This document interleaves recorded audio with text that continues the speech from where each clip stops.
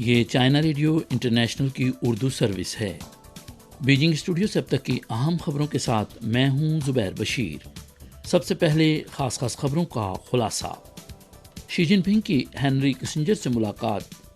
امریکہ نے چینی چپ انڈسٹری پر مزید پابندیاں عائد کیں تو چین اس کا جواب ضرور دے گا، امریکہ میں چینی سفیر۔ اور نصف سے زائد امریکی شہری یوکرین کو کلسٹر گولہ بارود فراہم کرنے کے امریکی فیصلے کے خلاف ہیں، سروے۔ آئیے اب خبریں سنتے ہیں تفصیل کے ساتھ۔ 20 جولائی کو صدر شی جن پنگ نے بیجنگ کے دیوتائی اسٹیٹ گیسٹ ہاؤس میں سابق امریکی وزیر خارجہ ہینری کسنجر سے ملاقات کی۔ شی جن پنگ نے نشاندہی کی کہ ڈاکٹر کسنجر نے ابھی اپنی 100ویں سالگرہ منائی ہے اور آپ سے 100 سے زائد مرتبہ چین کا دورہ کر چکے ہیں۔ مجموعی طور پر یہ دونوں 100 آپ کے چین کے دورے کو خصوصی اہمیت دیتے ہیں۔ 52 سال قبل چین اور امریکہ ایک اہم موڑ پر تھے۔ چیئرمین ماؤ زے تونگ، وزیر اعظم چوان لائی، صدر رچرڈ نکسن اور آپ نے دور اندیشی کے اسٹریٹجک ویژن کے ساتھ چین امریکہ تعاون کا صحیح انتخاب کیا اور چین امریکہ تعلقات کو معمول پر لانے کا عمل کیا، جس سے نہ صرف دونوں ممالک کو فائدہ ہوا بلکہ دنیا بھی بدل گئی۔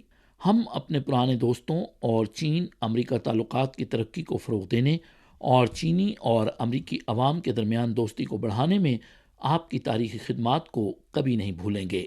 شی جن پنگ نے اس بات پر زور دیا کہ اب چین اور امریکہ ایک بار پھر دوراہے پر کھڑے ہیں۔ مستقبل کو دیکھتے ہوئے چین اور امریکہ باہمی کامیابیوں اور مشترکہ خوشحالی کو مکمل طور پر حاصل کر سکتے ہیں، اور اس کی کلید باہمی احترام، پرامن بقائے باہمی اور مشترکہ تعاون کے 3 اصولوں پر عمل کرنا ہے۔ اس بنیاد پر چین امریکہ کے ساتھ مل کر دونوں ممالک کے درمیان تعلقات کو فروغ دینے کا صحیح راستہ تلاش کرنے کا خواہاں ہے، جس سے دونوں فریقوں اور دنیا کو فائدہ ہوگا۔ مجھے امید ہے کہ آپ اور امریکہ میں بصیرت رکھنے والے لوگ چین امریکہ تعلقات کو صحیح راستے پر واپس لانے میں تعمیری کردار ادا کرتے رہیں گے۔ کیسنجر نے کہا کہ میں چین کا دورہ کرنے کے قابل ہونے پر فخر محسوس کر رہا ہوں۔ میں چینی فریق کا بے حد مشکور ہوں کہ انہوں نے دیوتائی اسٹیٹ گیسٹ ہاؤس کی بلڈنگ نمبر 5 میں اس ملاقات کا اہتمام کیا۔ یہ وہ جگہ ہے جہاں میں نے پہلی بار چینی رہنماؤں سے ملاقات کی تھی۔ ہمارے دونوں ممالک کے درمیان تعلقات عالمی امن اور انسانی معاشرے کی ترقی سے تعلق رکھتے ہیں۔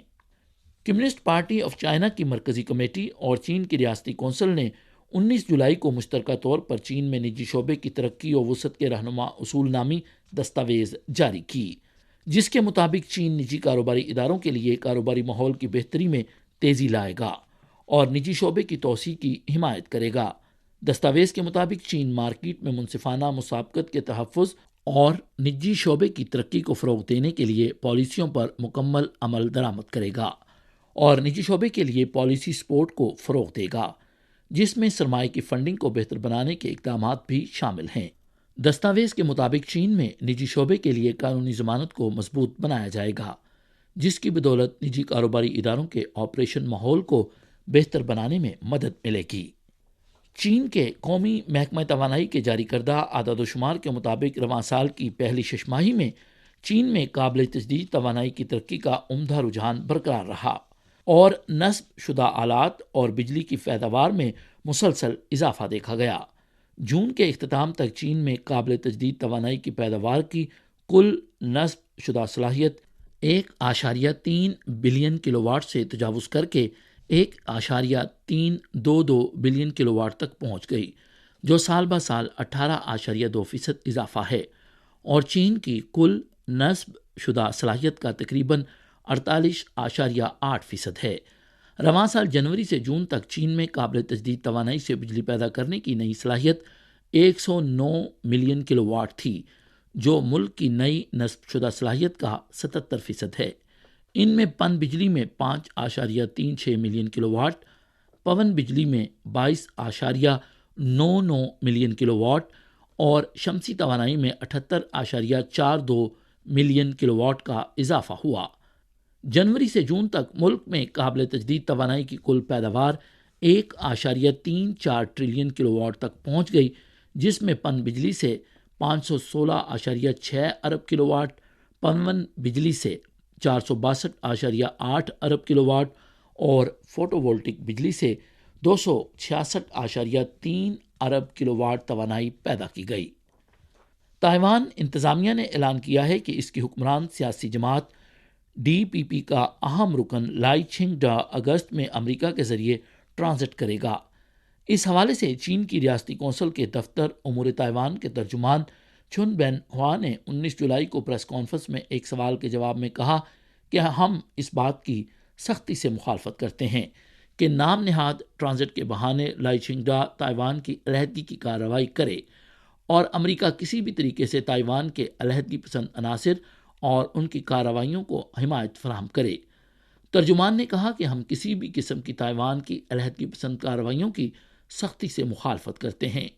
انہوں نے کہا کہ نام نہاد تائیوان علیحدگی پسند عملی کارکن اصل میں آبنائے تائیوان کے امن و امان کے لیے مسائل پیدا کرنے والے ہیں۔ 20 جولائی کو وزارت خارجہ کی یومیہ پریس کانفرنس میں سوال پوچھا گیا کہ 19 جولائی کو امریکہ کے خصوصی ایلچی برائے آب و ہوا جان کیری نے بریفنگ دیتے ہوئے کہا کہ انہوں نے چینی فریق کے ساتھ بہت ہم آہنگ اور نتیجہ خیز بات چیت کی ہے۔ آنے والے ہفتوں میں امریکہ اور چین اقوام متحدہ کی موسمیاتی تبدیلی کانفرنس کی 28ویں کانفرنس آف دی پارٹیز میں شرکت کریں گے۔ اس پر ترجمان کا کیا تبصرہ ہے؟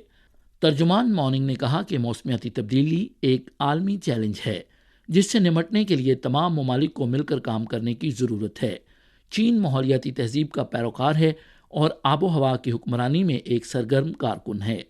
چین عالمی ماحولیاتی گورننس میں ایک رہنما ہے، موسمیاتی تبدیلی سے متعلق اقوام متحدہ کے فریم ورک کنونشن اور پیرس معاہدے کے جامع، متوازن اور مؤثر نفاذ کو فروغ دیتا ہے، جبکہ دیگر ترقی پذیر ممالک کو مدد فراہم کرنے کی اپنی پوری کوشش کر رہا ہے اور ایک منصفانہ، معقول اور جیت جیت والے عالمی ماحولیاتی حکمرانی کے نظام کی تعمیر میں مثبت کردار ادا کر رہا ہے۔ 19 جولائی کو امریکہ میں چین کے سفیر شیفنگ نے اسپین میں سیکیورٹی فورم میں شرکت کے دوران کہا کہ چین تجارتی جنگ یا ٹیکنالوجی کی جنگ نہیں چاہتا، لیکن اگر امریکہ نے چین کی چپ انڈسٹری پر مزید پابندیاں عائد کیں تو چین اس کا جواب ضرور دے گا۔ چینی سفیر نے کہا کہ چین مسابقت سے پیچھے نہیں ہٹتا، لیکن امریکہ جس طرح مسابقت کی وضاحت کرتا ہے وہ منصفانہ نہیں۔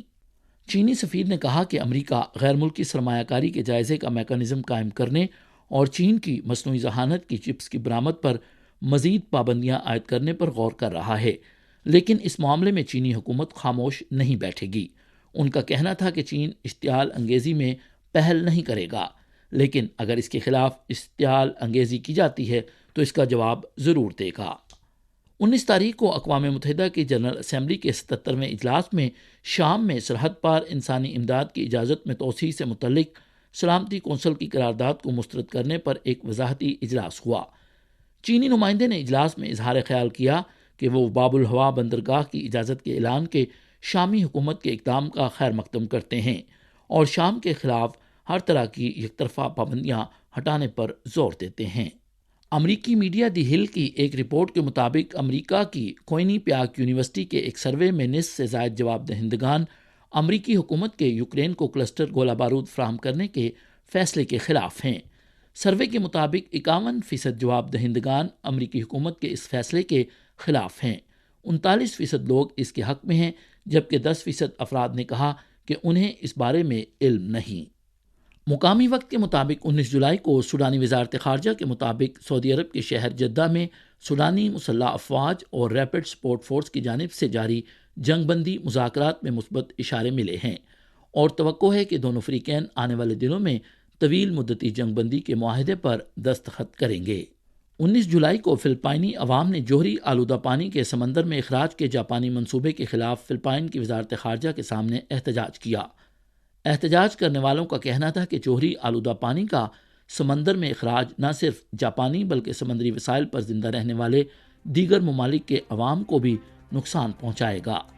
ان افراد کا کہنا تھا کہ وہ جاپانی حکومت سے مطالبہ کرتے ہیں کہ اس منصوبے کو فوراً ختم کیا جائے، کیونکہ اس کا اثر جاپان کے پڑوسی ممالک پر بھی پڑے گا۔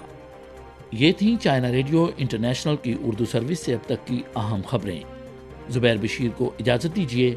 مزید خبروں کے لیے دیکھیے ہماری ویب سائٹ، پتہ ہے urdu.cri.cn۔